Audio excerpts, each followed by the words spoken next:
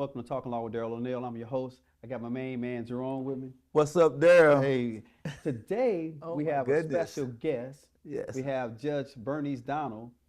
And man, we're going to really get a lot of information. So this is going to be a really, really good show in my mind. And that's always weird because it's just in my mind. But anyway, before we start, we need to give our shout outs. Give our shout outs to California. Give our shout outs to Little Rock, Arkansas. Shout outs to West Memphis, Arkansas. Shout outs to Memphis, Shelby County. Shout out to Mississippi and mom, family. Shout out to great state of Missouri. Shout out to Jerome's family. And Hey, now we family. got Judge Donald here. Shout out to her family. Yes. Thank you. Yeah. Thank you. So just to Jerome, this is, I mean, when you told me, and I see Judge and talk to Judge Donald all the time, so it's, and we text, and she also gives me a I need you text. Right. But when you told me, and I had never even considered or even talked to her about being on the show. So when you told me that, that we could have Judge Donald on the show, man, I was really excited. And when we look at this from this perspective, we're talking about Judge Donald, we're talking about, a legend. Yes. And what I mean by that is, so she starts off in, city court, General Sessions. General Sessions Court. Yeah. And then, Right, right out of law school too, Judge. yeah, I'm talking about, and nobody believes Right, you can be right. there, and then you do General Sessions, Right. you do bankruptcy court, Yes. you do federal court, and then, because the thing about federal court, and most people don't realize this, it's in a life of its own. Yes. So, and then they comb down or they look into every crevice of your life. Yeah. That you is know, true. Yeah. And so she makes it through that process, because lawyers are always interesting. So she makes it through that process unscathed because she made it on the bench, and that's as a district court judge. Then she has to do this same thing again and put herself through it again because she got elevated or selected to go to the Sixth Circuit Court of Appeals, Yes. which is the appellate level, and goes through that microscope again and makes it through. And then now she's retired, and she's really here today as a benefit to the citizens. That's right. One of the things that Judge Donald has done or has been doing over time is she's taken up and been appointed to do a lot of city of Memphis things. At one point, the DOJ did an investigation of the city of Memphis, and they issued a ruling that was, in my mind, probably extremely negative for the city of Memphis. They've since rescinded that position, but the facts of what they determined were in fact still there. And so what they decided to do was be preemptive and put somebody that had a lot of reputation to look over these things and make some decisions. And so today we have Judge Donald. We really want to talk about the city of Memphis, the Memphis investigation, projects, and what can we expect in the future. Darrell, thank you so much for honoring me by inviting me onto the show once Jerome presented the idea to you. It is really an honor to be here. One of the greatest things we can do is provide information. We now know how valuable information is because now that is an industry unto itself That's right right. now. I want to back up though and give your audience a little bit of background because I know you have a quadrant of young people Right. who listen to the show. Yes. And I want to give them a little bit of information about the things you mentioned in my background. First of all, I think it's important for everyone out there listening to know that if you prepare yourself, if you acquit and equip yourself to achieve a goal, you can do that, but you have to be resilient and you have to be persistent. Yes. In General Sessions Court, when I ran for judge, I'd been out of law school a little bit, around 2.5 years, and that's pretty young. Yes. But I had a lot of quantifiable experience, and I believed that I could do this. I had been in the courts as a lawyer, and I went to the community. I got the help of young people. and I was seeking a court in which I had practiced for pretty much my entire legal career, as young as it was. Yes.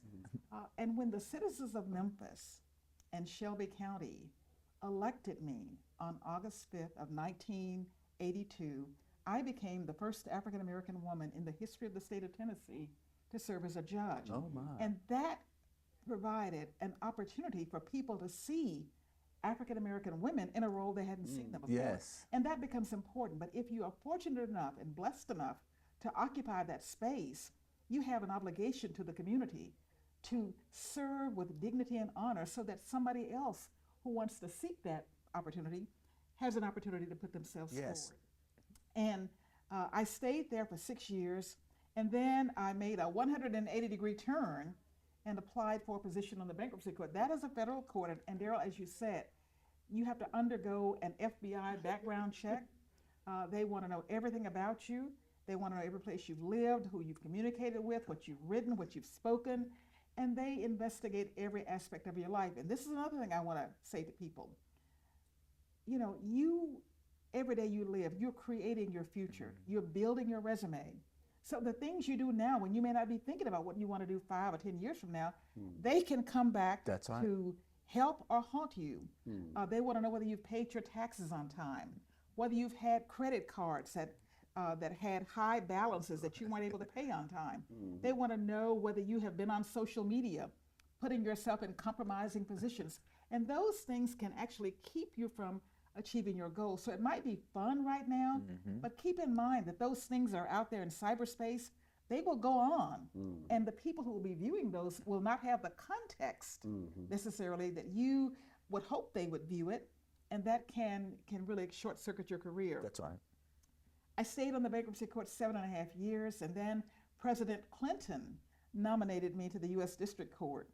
And that is a lifetime position, but I had to undergo another FBI check, and they check with people who have served favorably with you and people who have opposed you. So civility, professionalism, courtesy, and all of those things matter. So you may really dislike the way somebody has conducted themselves before you, but the right thing to do is not to lash out, to write some kind of vitriolic post. It's not to go in and commit some kind of criminal act, but you be a professional and try to lift that person to a higher level. So that was a lifetime appointment that I stayed with for 15.5 years, and then President Obama appointed me to the U.S. Court of Appeals, which is one level below the U.S. Supreme Court. Yes. And that position covered Michigan, Ohio, Kentucky, and Tennessee. And the circuit court, the Sixth Circuit rather, has a panel of 16 active judges. We sit in panels of 3, and we hear appeals from the district court. I've had a marvelous career. And so when Mayor Paul Young called me about this opportunity with the police department, I was honored, but I recognize that it is an awesome responsibility. And I will get to your next question after I say this. The Justice Department was in Memphis investigating the police department for about 2 years before they issued their report. They issued the report on December 4 of 2024. And they made some significant findings in that report, Darrell, as you alluded to. And I'm going to go over those things, and I want you to know, listening audience, that because there is an allegation made, doesn't mean that that allegation is necessarily the gospel. And what we're doing now, we're taking those findings and we're going back looking at policies of the city, looking at actions of the department, and we will come up with a plan that I will then monitor to improve the department and to make the Memphis Police Department the most professional police department that it can possibly be. That's what the mayor wants. The findings of the report, they found that Memphis Police Department escalates encounters involving low-level traffic offenses. And I want to say to the public, one of the things we need to do is make certain that we educate police, but that we also educate the citizenry. Sure. Yes. Because if Mr. Payne comes to me and he confronts me about something, and then I take that all out of context and blow up, well, that's going to invite a different response than it would be if he came to me in a respectful manner and we had a dialogue. Absolutely. They found that the Memphis Police Department uses unjustified neck restraints. They found that the department uses unreasonable force on people who are restrained and already under control. And if that's true, that's a violation of federal law. They found that the police department's use of less lethal weapons were excessive and thus violated the law. There are a number of other findings that they made, and they found that there was disparate policing in the African American community than there was in the white community. So all of these things we're looking at, but with all of the experience I've had, I don't have a policing background. And so we will use subject matter experts, people who are professionals, researchers, and people to go over this data and to find out whether officers are being properly disciplined, whether or not there are gaps in the training, whether or not the policies are in some way deficient, whether or not there is bias in the policing across communities. And we will end up writing a report, but we'll also engage these professionals to train the department. Because I want to tell you, notwithstanding this report, there are many, many, many good men and women who conduct themselves professionally on that department. They want to do a good job, but they also want to go home to their families at the end of the day. Yes. And we don't discount that. So we will give a fair and balanced appraisal and review of the policies. Some of these policies have already changed since the time the Justice Department came, but we will keep the community advised of what's going on and will be spearheading that effort under the or in collaboration with these professionals. Yes. And I've talked a long time. No, so no, I'll stop. no. Well, let me, and I'm probably the wrong person, Okay. and the reason why, obviously I do a lot of civil rights cases. Yes.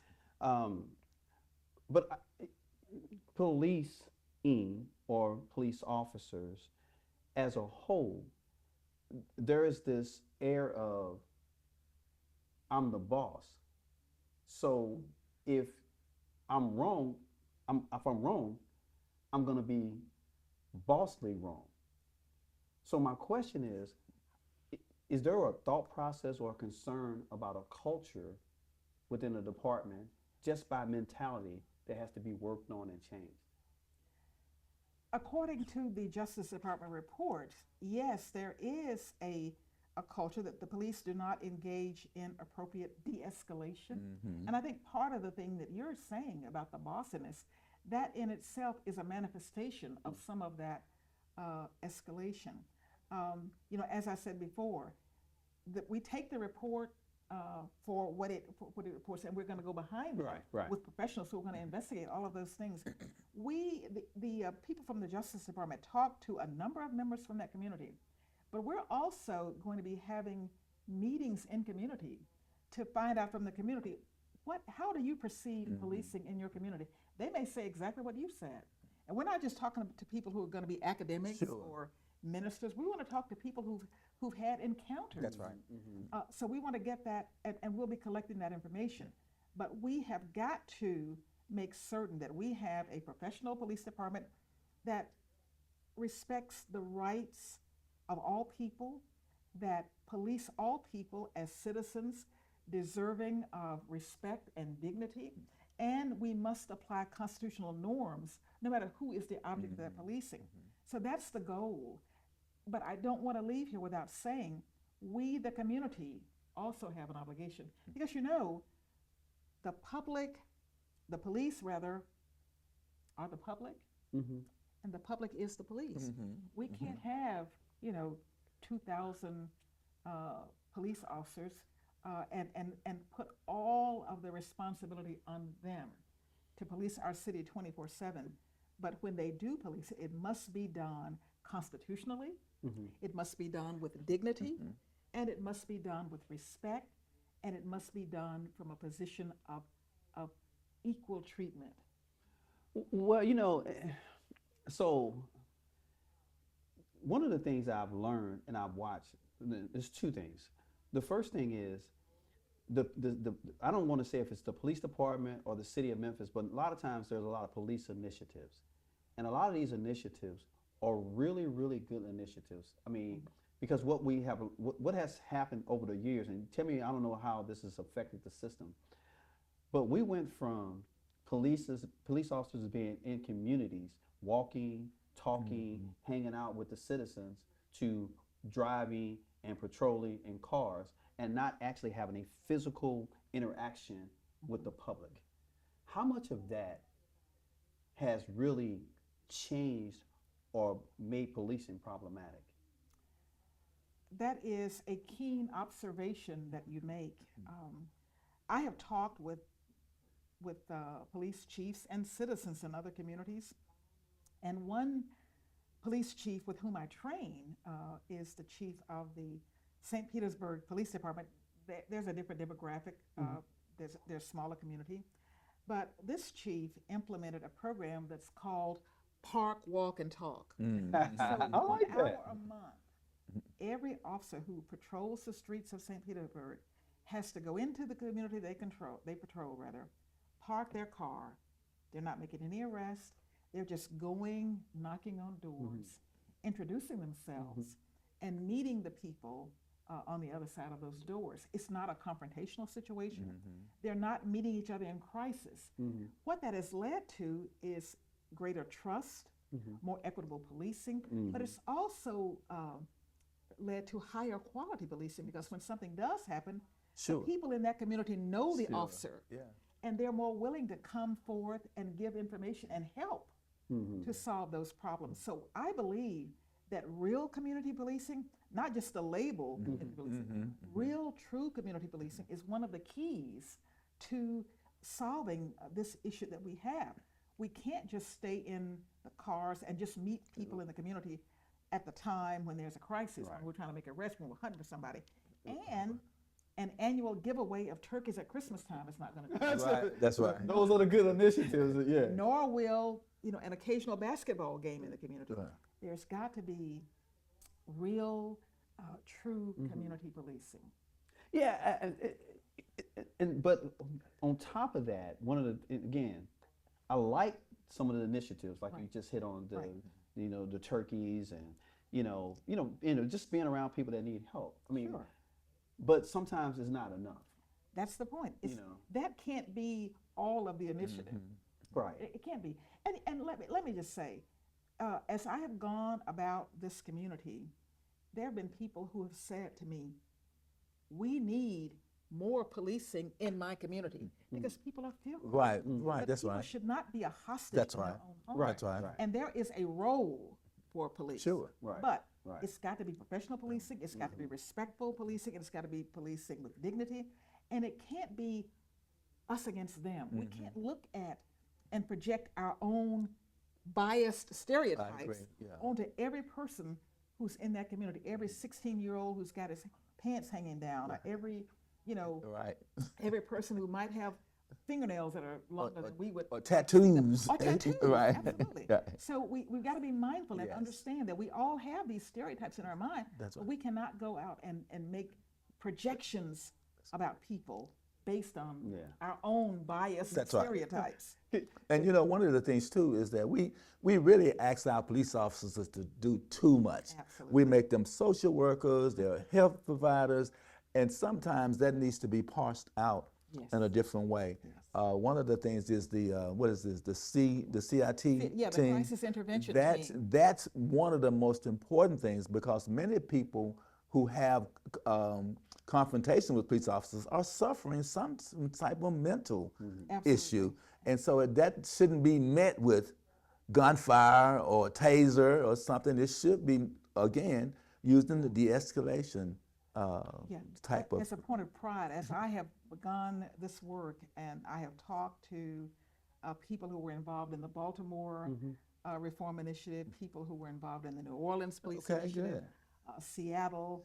I've talked to some of the people who were in Minneapolis. And the one thing I have heard from those individuals is that Memphis has the #1 crisis intervention team Mm. in the country. Oh, It is my the model. goodness. It is Oh. the model. Hmm. But as you say, Yeah. you can have a model, but if you're calling on the police to do everything, then we're overtaxing a singular True, resource, true. Right. and that's going to impact that. True. You know, but the second thing I also was going to talk about, Judge, and most people hate it. Technology. Most people hate technology, right? But the best thing that ever happened was body cameras. Because the old rule, and we say that, I say this with my kids, and people say this with their kids, and people say with other ones, right? You will do a lot of stuff when you don't think nobody watching. Interesting. The camera's always on. Yes. So if the camera's always watching you, and you know it's always watching, now if you're gonna do stuff and you know the camera's on, you shouldn't be doing that job. But if you pretend like the camera is always on, and I'm gonna work based off of everybody is checking my every move, my every word, my every statement, Sure. then you will do a better job just overall. Well, I want to disagree slightly with your Okay. initial premise, Okay. and that is that everybody hates technology. I think people love certain technology, but if you're talking about departments and body cams and that kind of a thing, some people do not like that.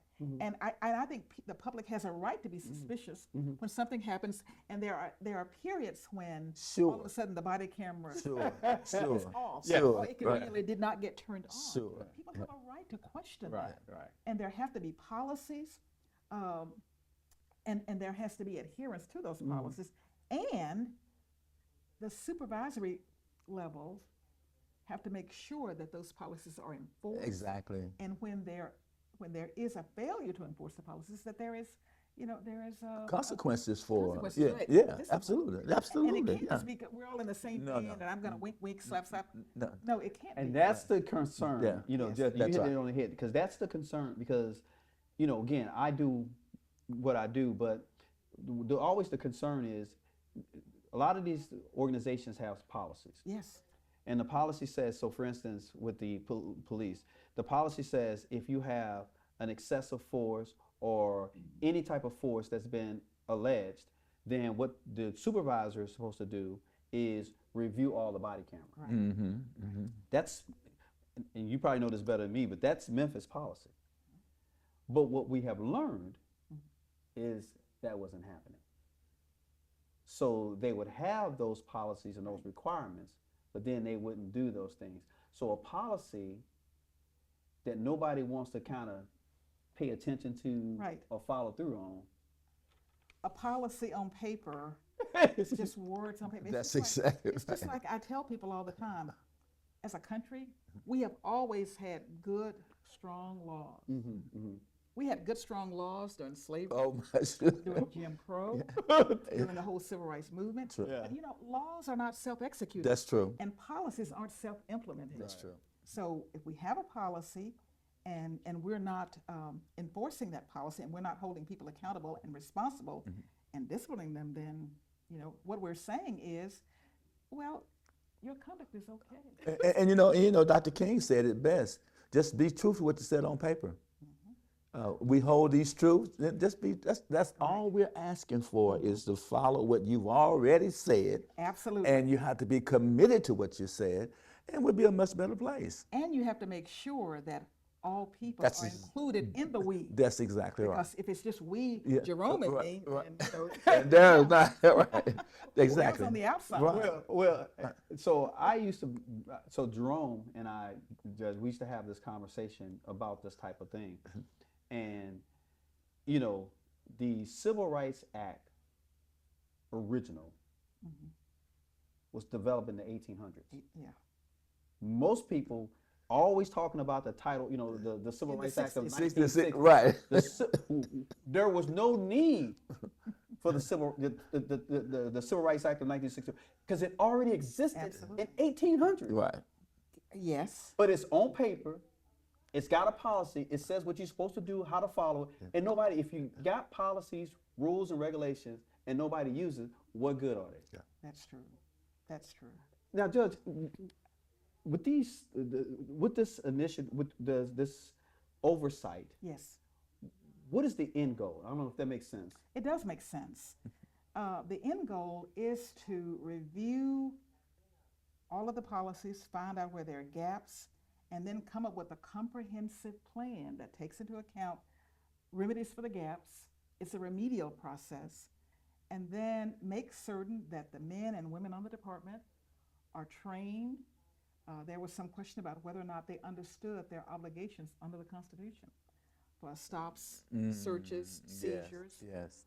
to make sure that everybody gets training, and not just a one and done, but that there is a process to continue training, that they impose discipline, that they do, that they have checks on people to make sure that they continue to be fit for duty.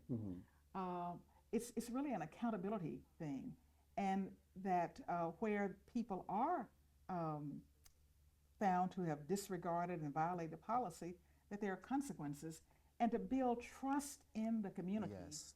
respect by the police for the community, and respect for police from the community. So it's two ways. So we're going to be working on multiple fronts, but we will have an implementation plan. We will have a dashboard or a website where these things will be posted. We're going to be having community meetings throughout the process. But then after then, the mayor said he doesn't want this to go on, forever, but it will be targeted and timed. I do want to say one other thing since I mentioned the mayor. In most areas where these things have gone on, there has been a consent decree.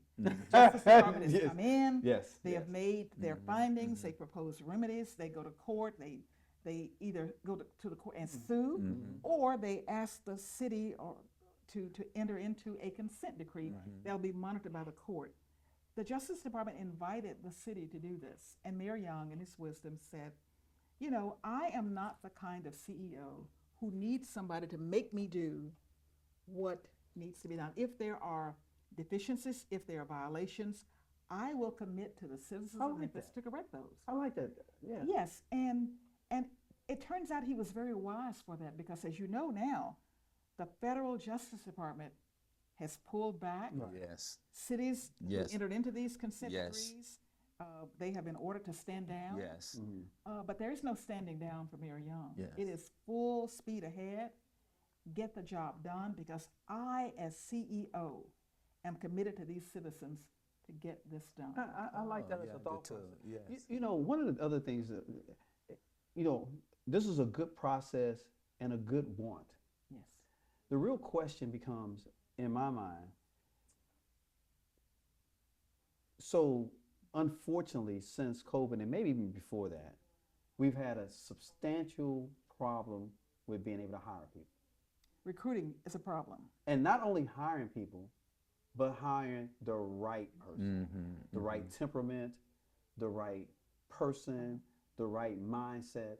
So how, because now you're making changes from people that thought they had, potentially, that thought they had carte blanche to do whatever. How do you retain and obtain new people with all this oversight? That makes sense? It does. And most cities who've gone through this have had some difficulties. But what I think we have to do, we have to think about changing this whole process. We have to start growing our own. Oh my goodness. What we have to start doing is in elementary school, Yes.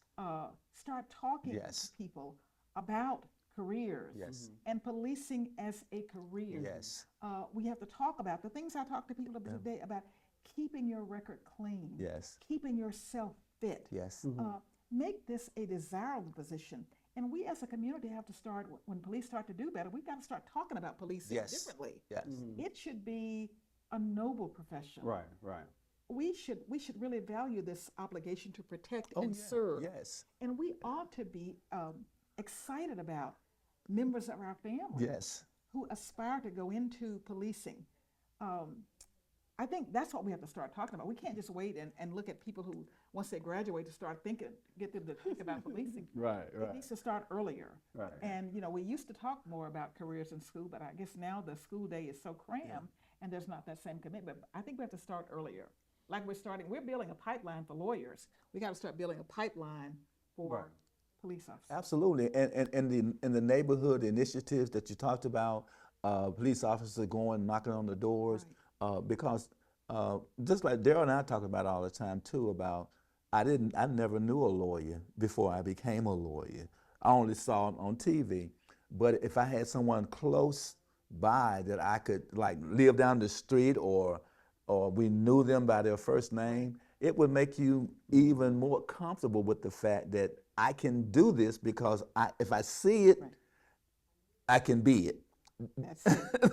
If your mind can conceive and your heart can believe, you can achieve. Yes, there's no question about that. Well, and again, as this fly runs around here and annoys everything that we do, I mean, I think that's how your attitude towards life needs to be. It needs to be a process where you become zealously annoying. So you're zealous in whatever it is you're trying to do.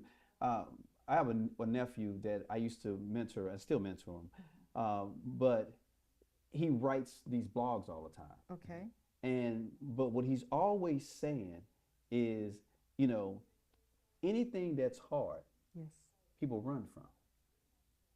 See, it's easy to. Jerome knows this is my favorite. It's easy to hang out with Pookie. Right. And do Pookie stuff. Right. But it's hard to say, that ain't good for the day. That's right. I'm not cool with that. Or walk away, when your friend's doing something stupid, to walk away. And really the other question becomes, if we really want policing to be better, everybody knows who are the bad apples. Everybody knows. But don't nobody want to tell. Mm-hmm. I don't want Pookie in my neighborhood. But when Pookie do something stupid, and I know he did it, I won't tell. Well, Dad, we talked about that too before, about the reason why many of our people of color don't really call the police to come to a situation is because many times those very situations turn deadly.